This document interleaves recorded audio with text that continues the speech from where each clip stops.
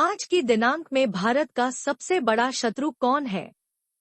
America, चीन या पाकिस्तान? जानिए कारण। वीडियो बहुत ज्ञानवर्धक होने वाला है, आता अंत तक देखिएगा। अंग्रेजों के जाने के बाद से ही भारत की प्रगतिशीलता में बाधा डालने में जो सबसे बड़ी भूमिका निभाई गई वो संयुक्त राष्ट्र अमेरिका की रही है। एक सामान्य सोच से लगना तो ये चाहिए था कि ब्रिटेन को भारत की तरक्की रोकनी चाहिए, क्योंकि उन्होंने भारत को जितना आर्थिक रूप से तोड़ना था तोड़ा।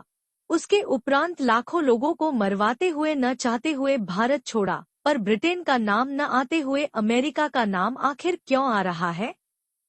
और क्या अमेरिका ही भारत से शत्रुता मानता है? क्या पाकिस्तान और चीन भारत के प्रत्यक्ष शत्रु नहीं? आज के इस चलचित्र में हम इसी पर चर्चा करेंगे। जब भारत के प्रधानमंत्री श्री लाल बहादुर शास्त्री जी ने अमेरिका का PL-480 लेने से मना कर दिया, भारत में न CIA स्थान बना पा रहा था, न ही KGB के लिए जगह थी। भारत तब नेहरू का भारत नहीं रहा, जो हर बात में संयुक्त राष्ट्र पहुंच के अपने ही नागरिकों का अहित किया करते थे। इंडिया फर्स्ट की भावना तो दूर दूर तक नहीं थी। एशिया से संयुक्त राष्ट्र में स्थायी सीट छोड़ना हो, या पाकिस्तान से युद्ध के डर से सिंधु जल समझौता करना हो, या चीन की योजनाओं को समझते हुए भी अपनी सैन्य क्षमताओं को न बढ़ने देना। नेहरू ने जिस भारत की छवि का उस समय निर्माण किया, उससे पश्चिमी देशों को स्पष्ट हो गया कि भारत अभी भी अपनी उस गुलाम मानसिकता में रह रहा है, जो पिटाई होने पर हम पर ही सुरक्षा के लिए सहायता मांगेगा। हुआ भी ऐसा जब 1962 में चीन ने 38,000 वर्ग किलोमीटर का क्षेत्रफल कब्जा लिया। नेहरू ने अमेरिका से सहायता मांगी। पूरी दुनिया को ये संदेश गया कि भारत अपनी सीमाओं की सुरक्षा करने में सक्षम नहीं है। भारत का सौभाग्य रहा कि लाल बहादुर शास्त्री जी जैसा कर्तव्यनिष्ठ प्रधानमंत्री देश को मिला, जो गांधीवादी तो थे, पर उतने ही जीतने में भारत का भला हो, ऐसी कोई भी गांधीवादी नीति उन्होंने नहीं मानी जिससे देश का अहित हो। उन्होंने अमेरिका का सड़ा हुआ गेहूं लेने से मना कर दिया और लोगों से सप्ताह में एक दिन उपवास रखने को कहा। 1965 में जब पाकिस्तान ने भारत पर आक्रमण किया तो ईंट का जवाब पत्थर से दिया। भारत 1962 का भारत नहीं था। पाकिस्तान की बड़ी मात्रा में भूमि कब्जा ली। ताशकंद समझौता के बहाने उनकी हत्या कर दी गई। कहते हैं दुनिया का एकमात्र ऑपरेशन था जिसे CIA और KGB ने मिलकर किया था। ये वही दौर था जब भारत के परमाणु वैज्ञानिक होमी जहांगीर भाभा की योजनाबद्ध तरीके से हत्या कर दी गई, क्योंकि वो भारत को एक परमाणु शक्ति संपन्न राष्ट्र बनाना चाहते थे। इसके पीछे भी CIA का हाथ बताया जाता है। उसके बाद आया इंदिरा गांधी का दौर, जहां आरंभिक तौर पर तो अमेरिका और सोवियत संघ दोनों देशों को अपने जासूस फैलाने का खुला मैदान मिल गया, पर अंततः उन्होंने सोवियत संघ का हाथ थाम और गुट निरपेक्षता से बाहर हो गई। सोवियत रूस से समय पर सहायता भी मिली।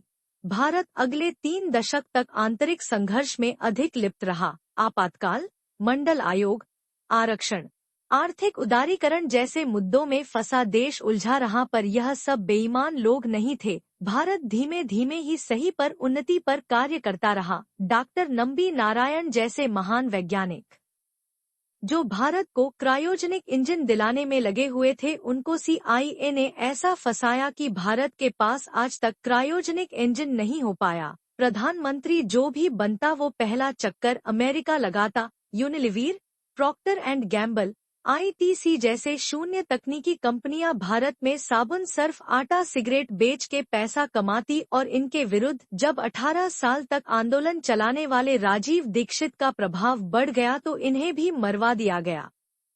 2014 में मोदी सरकार आई और पहले 5 वर्षों में कुछ विशेष नहीं हुआ। देश पर कर्ज बढ़ा, अमेरिका की जी हुजूरी में भी कमी नहीं हुई। आखिर प्रधानमंत्री मोदी भी तो 1993 में अमेरिकी संस्था ACPYL के प्रशिक्षित है, जिसे CIA के नियंत्रण में ही बताया जाता।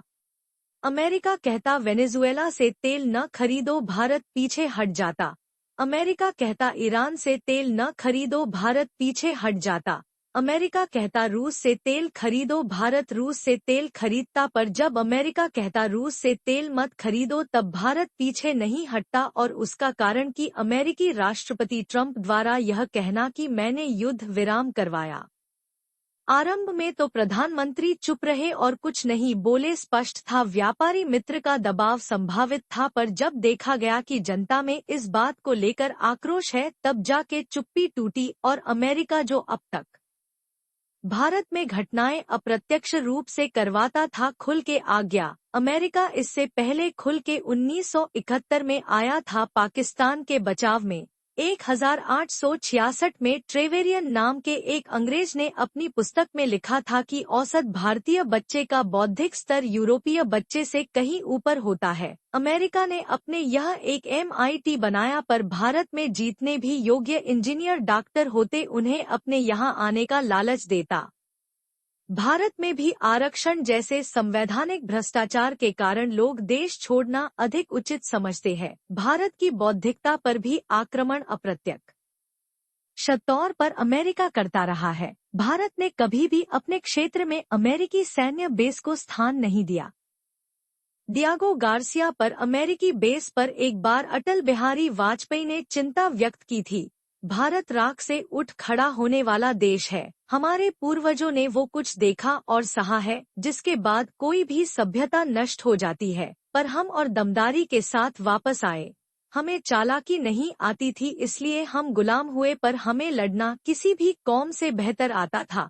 यदि आचार्य चाणक्य, श्री कृष्ण की शिक्षा हम भूले न होते तो हम कभी गुलाम न होते, पर हमने स्वराज्य जल्द पा लिया, चाहे वो बाजी राव पेशवा के नेतृत्व में हो या नेवी का 1946 का विद्रोह हो जिसने अंग्रेजों को भागने को मजबूर किया। नेहरू, मुरारजी देसाई, VP सिंह, चंद्रशेखर आदि जैसे प्रधानमंत्रियों के उपरांत भी हमने कभी उम्मीद नहीं छोड़ी। जब 1988 में राजीव गांधी ने अमेरिका से सुपर कंप्यूटर मांगा तो अमेरिका ने मना कर दिया। जब 1999 में कारगिल युद्ध के दौरान हमने अमेरिका से पाकिस्तान के विरुद्ध अमेरिकी सेवाएं GP की सहायता मांगी तो भी अमेरिका ने मना कर दिया। भारत ने अपना नाविक सिस्टम बनाया, ऑपरेशन सिंदूर में नाविक जिसे IRNSS भी कहते हैं की सटीकता दुनिया ने देखी। हमने चुपचाप धीमे सही पर आगे बढ़ना नहीं छोड़ा और परिणाम ये है कि आज हम आत्मनिर्भरता में आगे बढ़ रहे हैं। अमेरिका के खुल के आने से हमारी सरकार ने भी खुल के अपना स्टैंड रखा।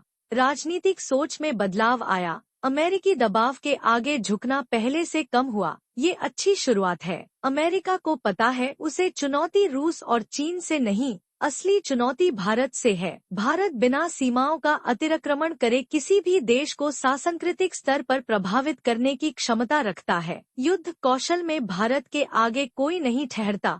अमेरिका जब सो रहा होता है तब भारत काम कर रहा होता है। भारतीय अत्यंत परिश्रमी है। बौद्धिकता में कोई जोड़ नहीं। यदि इनमें स्वाभिमान और स्वदेशी की भावना जाग गई तो ये विश्व शक्ति हजारों सालों के लिए बन जाएंगे। इसलिए वो चीन, जापान, जर्मनी, रूस को बर्दाश्त कर सकते हैं पर भारत को नहीं। आप इस बारे में क्या सोचते हैं? अपनी राय हमें कमेंट बॉक्स में रखें। वीडियो पसंद आया हो तो लाइक करें। ज्ञान बढ़ाने के लिए चैनल को सब्सक्राइब करें।